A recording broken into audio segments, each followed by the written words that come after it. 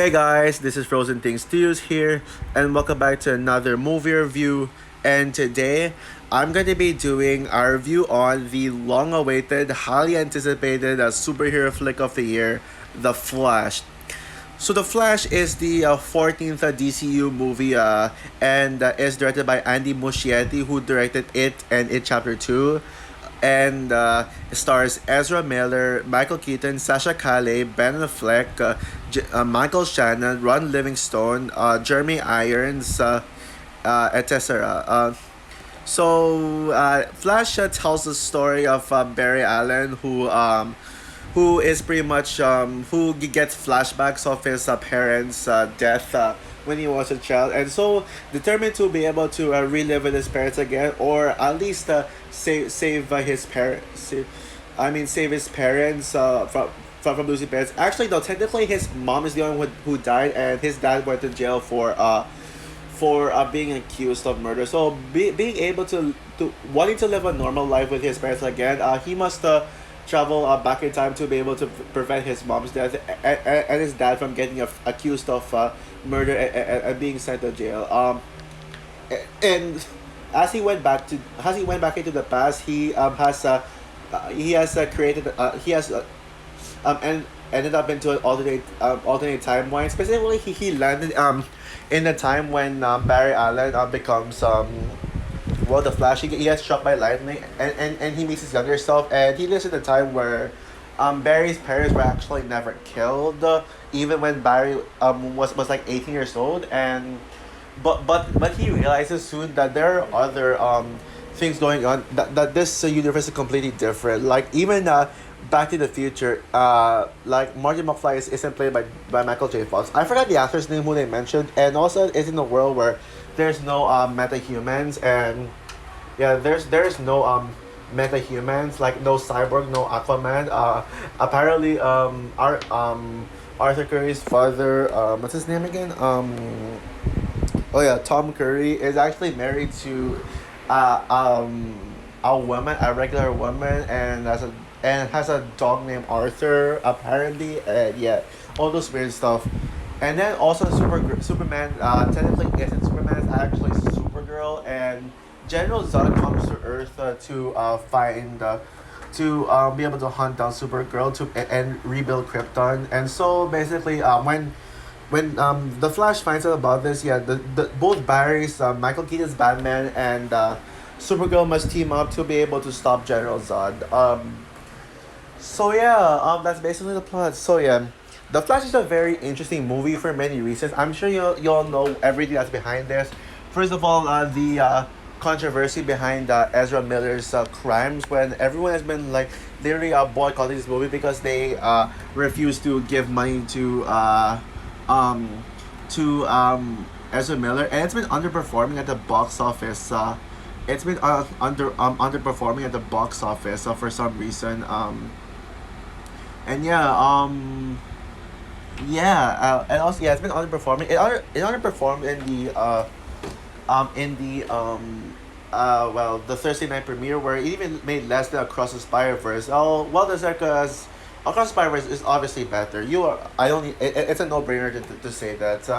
Like very funny how some people thought that this movie was gonna be better than Across the Spider Verse. But yeah, back on topic. The film. But fun fact, guys, the film actually wrapped up filming back in 2021, and it was like the year before Ezra Miller's crimes, where I think his crimes took place in 2022, if I'm not mistaken. So I feel like Ezra Miller didn't really feel like a criminal. Although yes, personally I hate Ezra Miller. I'm not gonna defend him because what he did was really true. Yeah, I know someone like called me out for. I saw a comment of a YouTuber calling me out for defending Jonathan Majors. But here's the thing, guys. Jonathan Majors was isn't really didn't I don't think Jonathan Majors did it. He was just accused.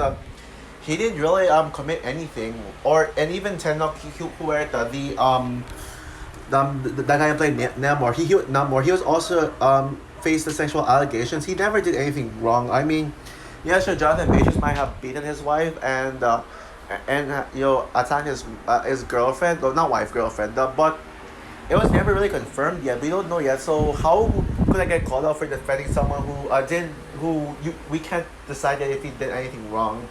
But when it comes to people like Ezra Miller or Amber Heard, oh my goodness. Ugh. And yeah, I just yeah, and I'm sure you know where I'm going with this. As I mean, Amber Heard is. I would say that Amber Heard is worse than Ezra Miller. If I were to pick one, Ezra Miller isn't as bad as Amber Heard because Amber Heard literally destroyed the Johnny Depp's reputation. Like Johnny Depp got fired as Grindelwald and got fired as some of his other roles because of Amber Heard, like accusing Johnny Depp of sexual allegations, making Johnny Depp making Johnny Depp how do I say this making Johnny Depp's reputation like go downhill where it's hard for him to get roles now and it really sucks, yeah.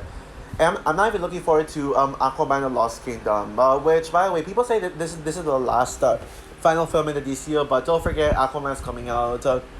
I will probably watch Aquaman 2 in theaters just because it's a superhero movie. I like watching superhero movies in theaters.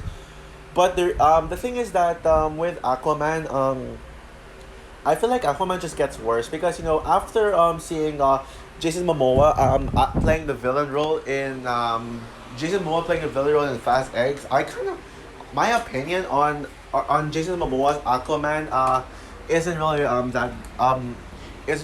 that good. Like I don't like him that much anymore. I think Jason Momoa would fit so much better as a villain role than a hero role. Like thinking about that, yeah, and yeah, and yeah. So I hope he actually like ends up getting the role of Lobo, the Superman villain, I guess in James Gunn's DC universe. Because I feel like he doesn't. He's not like the best choice for Aquaman in my opinion. Yeah.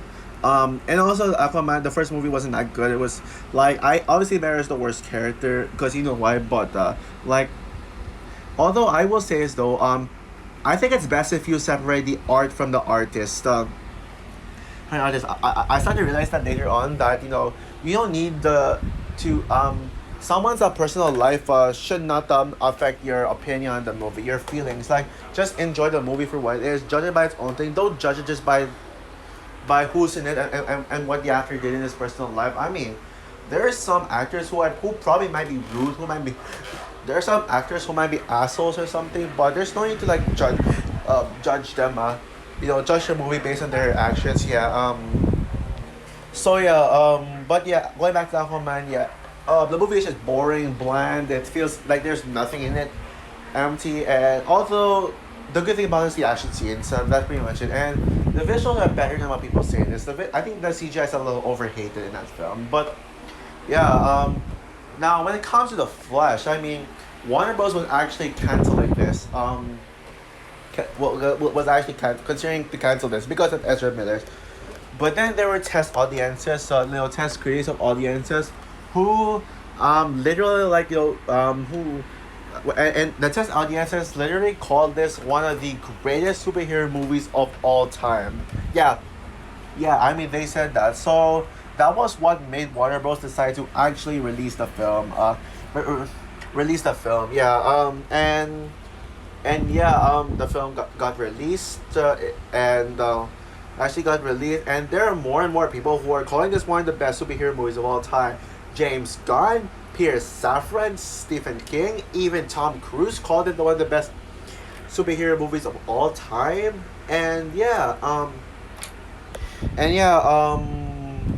so yeah, now people people still didn't really have confidence in the Flash because of Ezra Miller until the first trailer came out, and people were blown away by the first trailer. Yeah, and people were blown away by the first trailer, and they really knew that, and they quickly predicted that this is going to be the best superhero movie of the year, and one of the best superhero movies of all time. They even said that it was going to be the best superhero movie. Like when I said like in comments that Across the Spider-Verse was going to be the best superhero movie of the year, people like commenting on my post saying, "Oh, The Flash is going to be the best superhero movie of the year. Spider-Verse won't come close." Like really, like yeah. And then yeah, that was the first trailer. To me personally, I still stand by my opinion on the first trailer. I think it's a bit overrated, but I like it. But the second and final trailer was when I was like, okay, I'm 100% on board. I think the Flash is gonna be amazing. I'm hyped for it.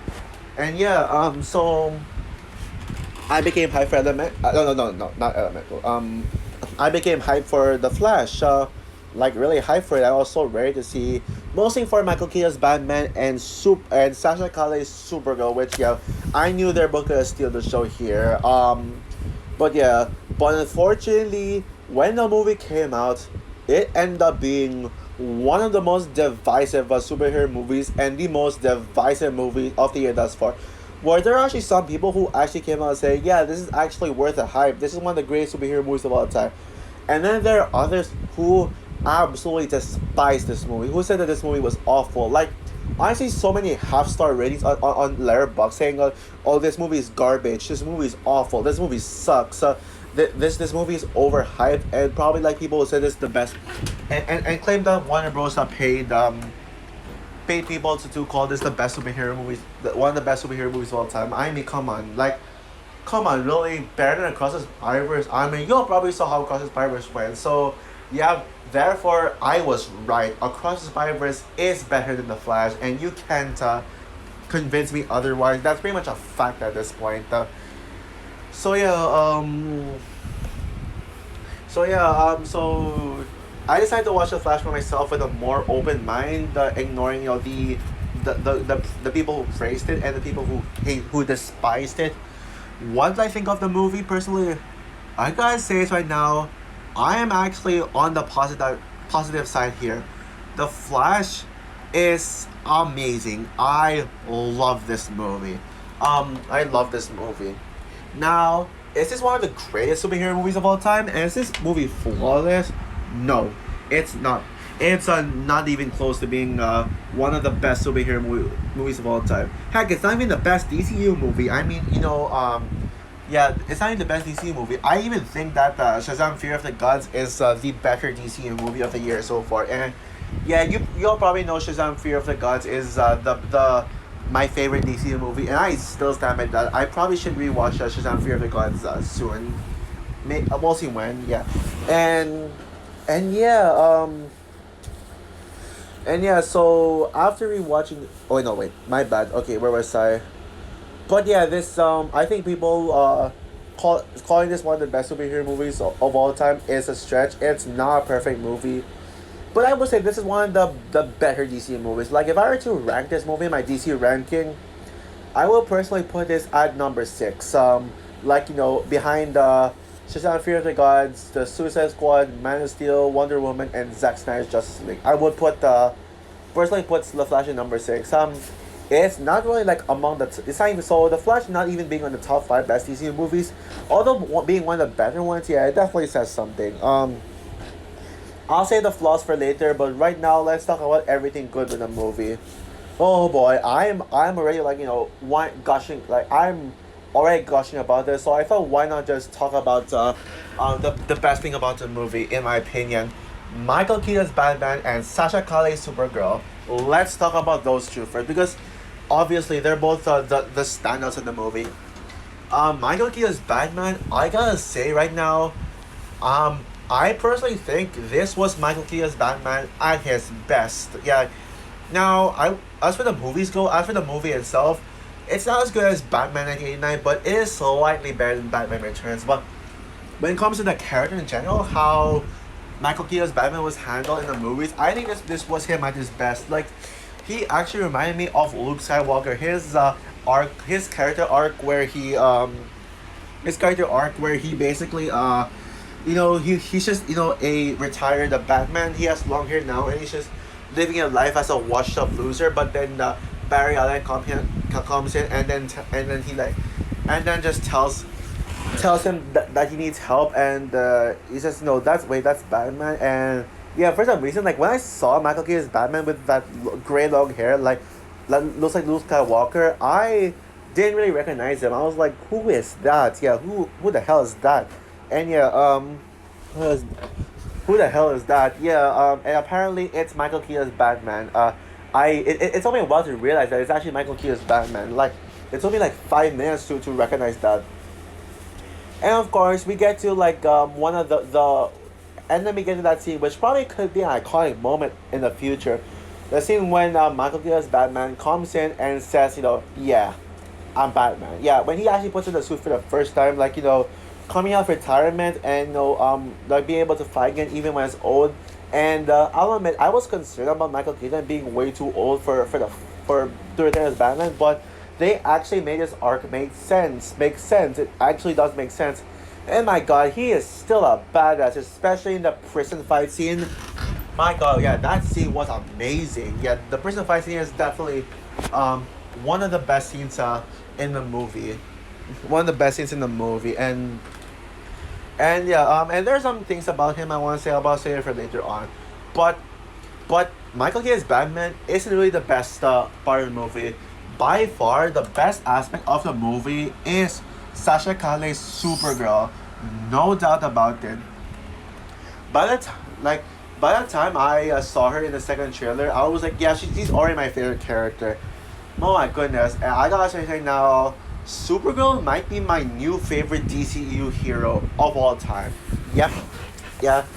Now, she's not. Now, I wouldn't say she's better than Anthea when it comes to my favorite DCU characters overall, because Anthea from Shazam Fear of the Gods is my DC girl. You all know that, but and I still love Anthea from Shazam Fear of the Gods, and she's actually the main reason as to why I love Shazam Fear of the Gods. But Sasha Kai's Supergirl is actually second place, like a close second. I love this Supergirl so much. This Supergirl so much. Yeah, she is amazing. Yeah, and I know she doesn't look anything like Supergirl, but that's kind of a good thing because, they like DCU had the balls to create a very unique take on Supergirl. Just like Henry Cavill's Superman, Sasha Calle's Supergirl is basically a darker and more grounded version of Supergirl, and she actually is even better than Henry Cavill in my opinion. Yeah, no joke. She's actually better than Henry Cavill, and I mean that. Like, Sasha Calle's performance as Supergirl was incredible. Yeah, she is one of my DC crushes, and she's just amazing, and she's pretty much the Supergirl I envision now. Like, move aside Melissa Benoist, Sasha Calle is the true Supergirl. Yeah, so I envision Supergirl as someone with short hair, dark face, and short hair. But I'd probably like to see her in Sasha Calle in her long face, though, in the long hair. That would be cool. And a suit that almost looks like Henry Cavill's suit from Man of Steel. Yeah, I envision Supergirl like that, not like even more than the even better than the comics version with basically where Supergirl is blonde, long hair, and has a brighter suit, I guess, and yeah, you probably know what I mean. Yeah, fingers crossed. Sasha Calle reprises her role as Supergirl in James Gunn's DCU. At first I was like thinking, I was kind of concerned about the idea of casting Sasha Calle as Supergirl, and I wanted a more comic accurate Supergirl actress for James Gunn's DCU upcoming DCU film, Supergirl, Woman of Tomorrow. That film. Which, by the way, Supergirl Woman of Tomorrow is my most anticipated James Gunn's DCU movie. I don't remember if I put that or Batman the Brave and the Bold as my most anticipated DCU movie when I did that ranking video, but for sure it's Supergirl Woman of Tomorrow, and you can't convince me otherwise. Supergirl Woman of Tomorrow is a grounded storyline. I'm talking about the comic, by the way. I kind of read it online. It's a very grounded story. Uh, it's a very grounded story, like a dark take of Supergirl, and I think Sasha Calle Supergirl would be perfect for that. So fingers crossed that we get to see her in the DC in James Gunn's universe, reprise her role, and reprise her role as Supergirl. So yeah, but yeah, everything about Supergirl is just perfect. Like, her acting, yeah, her acting, when she's like, "What did you do?" Yeah, like with the trailer. Yeah, that was electrifying, and probably my favorite line, my favorite quote in the entire movie. And yeah, I'd like to see Sasha Calle not just as Supergirl, but in more Hollywood roles in the future, because she is that good.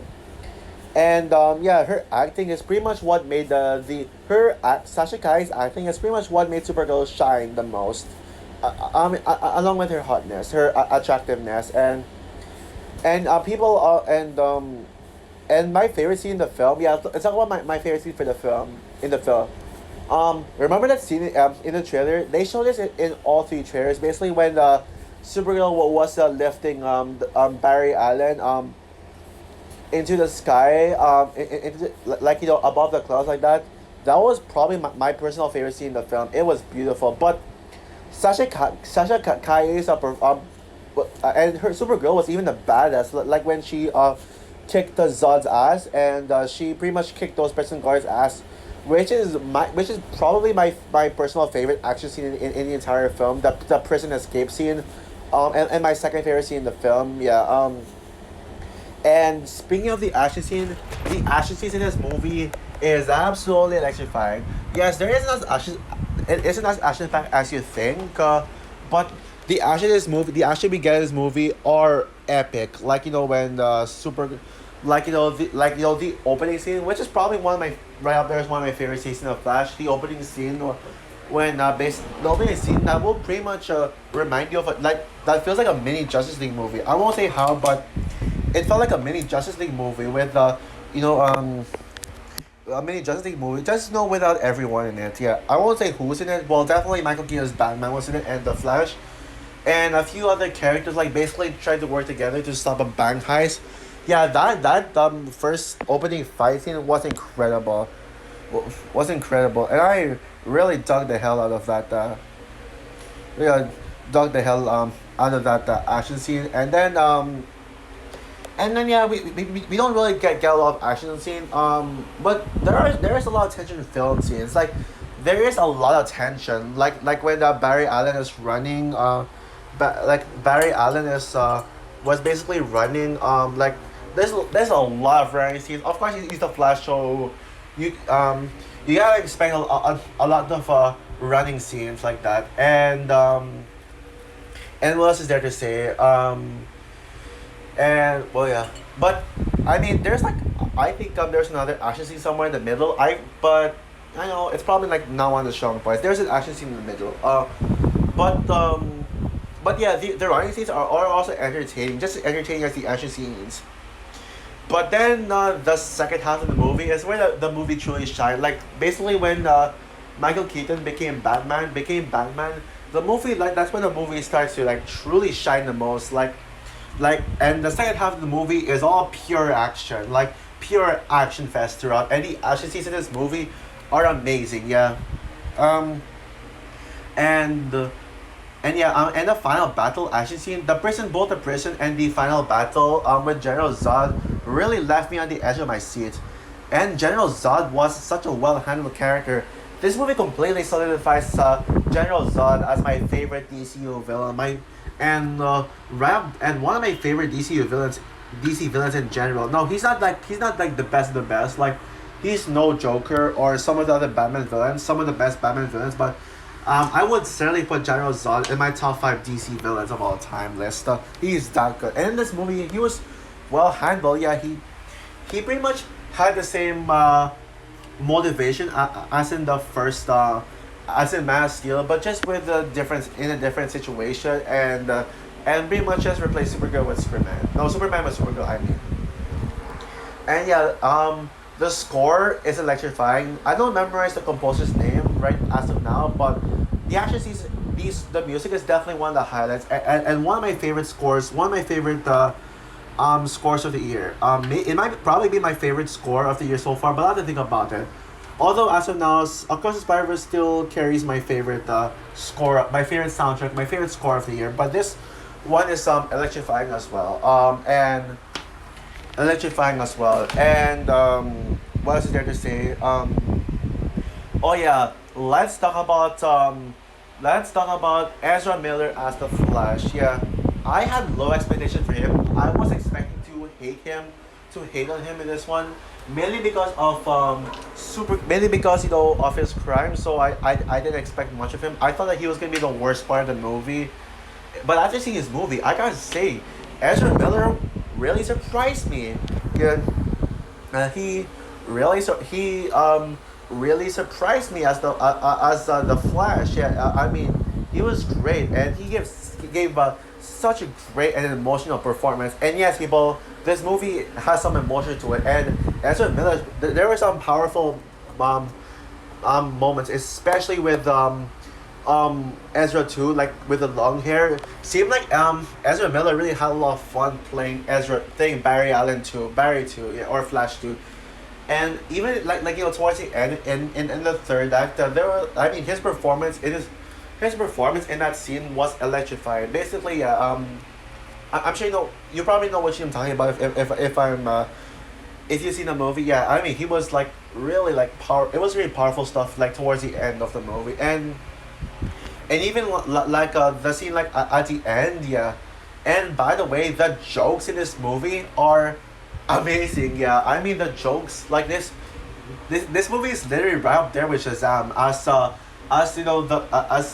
funniest DC movie. Shazam and Shazam Fear of the Gods. Yeah, I was laughing so hard at this movie. I can't remember the last time I was laughing this hard at the movie in a long time, because it is just so hilarious. It's like, I won't say specifically what the comedy was, because spoilers, but I will like say something about it later. Later on towards the end of the video. Towards the end of the video, and yeah, that's one thing I love about the Flash. This movie, but like combines so many aspects in a superhero movie, and does it really well. It combines the humor and the darkness of the DCU. Since the DCU movies would consist of dark movies, and the dark tone and lighthearted tone, and pretty much combine them into one film, and it just works so well. Um, it just works. Yeah, it really works. And I gotta say this right now. Okay, wait, and not to mention, this movie kind of felt like an MCU movie as well, and I love that. Yeah, the story in this movie is actually very well written. It's very similar to the story of this film. Is basically some of the other multiverse movies I've seen before, like Endgame. Yes, Endgame, basically where the character goes back in time to pretty much just save someone's life from dying, basically that. And we also got Spider-Verse and No Way Home, but I think this movie executed it very well by not being like a rip-off and trying to be its own thing. And the movie had such a great message of moving on from your loved ones who passed away, and trying to understand that everyone dies, not everyone can live, and people die in their own ways, and you can't just reverse to someone else's death. You need to like leave someone else's death alone, and that was like such a great message. And there was a scene in the end where I teared up. Yeah, I teared up. Yeah. So yeah. And this movie did make a great use of fan service. I know there are people who say that this movie was just an excuse for a fan service, but no, I don't. I personally disagree with that. I personally disagree with that. I think this movie's fan service is really well done. And actually did serve a purpose to it. Now, as for my flaws, yeah, I don't think this movie is perfect, as there are some flaws I have in this movie. Um, I will say I would agree that the CGI definitely needs improvement. I understand that this movie was made during the pandemic era, and so of course visual artists, you probably know how they are nowadays. But yeah, I will admit it's not as bad as people say it is. But not as bad people say this, but it was really, it still like has some really funny humor to it. The comedy still works in my opinion. Yes, no wait, no wait, that's not what I'm talking about. Oh yeah, like, but it's not as bad as people say this, but there were some bad CGI, like in the third act there was this creature, like this guy covered in with black stuff, and the CGI in him kind of looked bad. Kind of looked bad. Looked bad. And yeah, and also there is a scene like there's a scene in like somewhere like 20 minutes in the film, like in the first act, where they like they pulled off a Love and Thunder with a CGI. Yeah, I remember the CGI floating head in Thor: Love and Thunder, where pretty much this kid was sending a message to Thor with a floating head thingy. Yeah, they actually pulled it off in the Flash. They did the floating head thingy, like with Ezra's face, floating head face, like pretty much not being like thrown up and there. Yeah, I can't believe that they would pull it off. Also, there's this really stupid scene where pretty much Ezra was saving babies, and he literally put one baby in a microwave. Yeah, that is a literally stupid, but it's kind of funny stupid. Yeah, the CGI is laughable. Like the CGI quality in this movie is basically like the quality of in the Room or other so bad as good movies where the CGI is so bad where you'd laugh at it, and that baby scene in the beginning, yeah, it is hilarious. So yeah, I guess even like the negatives in this movie are pretty much can pretty much kind of be forgiven. Like since they're all like so bad it's good. The flaws are so bad it's good. However, there was actually one thing I hated about this movie. Like pretty much the worst thing about this movie. I can't really say what it is yet due to spoilers, but I'll talk about it. I'll say something about that one flaw later on. And I was really upset when it happened towards the end. That really made me upset about it. So and also don't watch the post credit scene because I gotta be honest, that was probably the worst after credit scene I have ever seen. If you actually stay in and wait for the post after credit scene, trust me, you have just wasted the 10 minutes of your life waiting for it, waiting for like for with the credits. Just don't watch the after credit scene. Just leave when the credits roll. So yeah, overall the Flash movie was great. Was really good. Yeah, sure. It's not the best superhero movie ever made. No, it's not one of the best superhero movie of all time. It is a little overhyped, but from what we got, I was personally satisfied with the Flash. Great use of fan service, but great use of balance between tones, and really just all around satisfying movie with action scenes. Great use of Michael Keaton's Batman, and Supergirl becoming my new favorite DCU superhero. Well, not dethroning Anthea, yeah. So yeah, just to let you know, guys. Before I say that, I'll probably give it my rating. It's a 9 out of 10. Like a really strong 9 out of 10. A really strong 9 out of 10. I will say that Extraction 2 was the better movie that came out this weekend. I almost review Extraction 2 maybe after Elemental, but I do think Extraction 2 deserves a review because I love that movie. But between this and Extraction 2, I think Extraction 2 was better. Although I'll think about that. But yeah, my rating for this movie is a 9 out of 10. Like I just said that. So yeah, now I'm gonna announce you guys something. So yeah, now guys, I am going to be doing a spoiler talk. Like I want to talk about a few spoilers in this movie. Oh, by the way, I forgot to mention the cameos for Grey as well. But yeah, so yeah, I'm gonna be doing a spoiler segment. We're gonna be doing some mini spoiler talk. I'll probably do a live stream where I'm gonna do some spoiler talk when I feel like it. But I'm gonna spoil some things in the movie. So if you haven't seen the movie yet, leave. So if you don't want to get spoiled, you can leave the video and then just go back to this review for the spoilers after you watch it. But definitely go watch The Flash. Give this movie a chance, even if Ezra sucks. Yeah, just don't separate the art from the artist. Yeah, that's no different. That's kind of different. So please don't. Like I hate that some people are judging this movie based on the actor's personal life. Some people hate this movie just because Ezra Miller committed crimes and then they're just making up flaws. Yeah, that's kind of unfair. But yeah, you can go leave this video if you don't want spoilers. But yeah, let's talk about spoilers. This movie actually could have been a 10 out of 10. Not gonna lie, if only they did not do this in there. So yeah, spoilers now in 3, 2, 1, go. They killed off Supergirl in this movie. Are you kidding me, DC?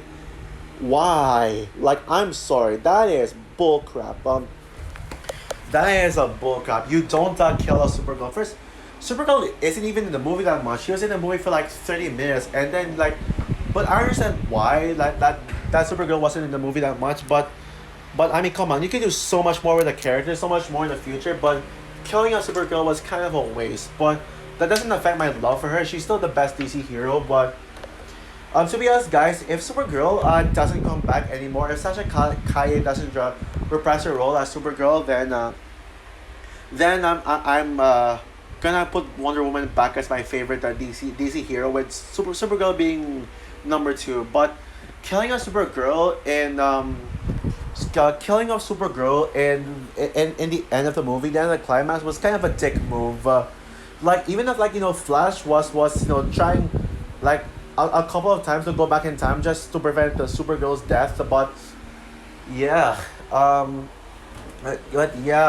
what a dick move they made. There was also another character who dies in this movie. Michael Keaton's Batman dies in this movie, but unlike Supergirl's death scene, Michael Keaton's Batman's death actually made sense, and it was actually, like, kind of emotional, and you actually understand why they made the decision to kill off Michael Keaton's Batman, since he is old and retired, and he pretty much accepts it. He accepts that he's dead since he's old, and that's completely understandable. Like, there's so many legacy characters who gets killed off, so I should have saw it coming. Not gonna lie, I should have knew they were gonna kill off Michael Keaton's Batman. But yeah, but with Michael Keaton's Batman death, yeah, I mean, I'm gonna talk a little more positive now. The Supergirl's death scene was probably the only negative I have to say about pretty much the spoiler section. But yeah, Michael Keaton's death was emotional. Yeah, what else is there? And there's some really hilarious scenes. Like, I want to talk about the funniest scene in the movie. The scene I was like bursting with laughter. I was like laughing so hard. There was a scene when there was a scene where there's a scene where how do I say this? There's a scene at the end of the movie where, Barry Allen was calling Bruce Wayne, and then it turns out it was actually George Clooney's Bruce Wayne, and then he's like, who the F are you? But there's an F bomb in that scene, and then he says, I'm Batman, and George Clooney says, I'm Batman, and he's like, no, you're Batman. Yeah, that scene was hilarious, because I love how they in that scene now Warner Bros. Poked fun of George Clooney's Batman in Batman Robin, because George Clooney George Clooney is the worst Batman actor, and it's a fact. So the fact that Warner Bros. Decided to mock his Batman like that was hilarious. And yeah, also let's talk about this one plot point that I thought was brilliant. Yeah, was now this was something where they announced this plot line back in 2020, when I was like, what the hell? But when I saw this movie, like, I was like, yeah, that was actually genius. So basically, in this alternate timeline, General Zod revealed that no, he actually killed Superman as a baby, and the Supergirl and Kara is pretty much the Superman replacement. But yeah, he revealed that Kal-El actually died as a baby before Jor-El and Lara. I forgot her name, mother's name. I'm stupid right now, but before they sent Kal-El to Earth, right before they could do it, General Zod actually killed Superman as an infant, causing Supergirl to go on a rampage and become a super badass. That was actually brilliant, and even the third act was brilliant.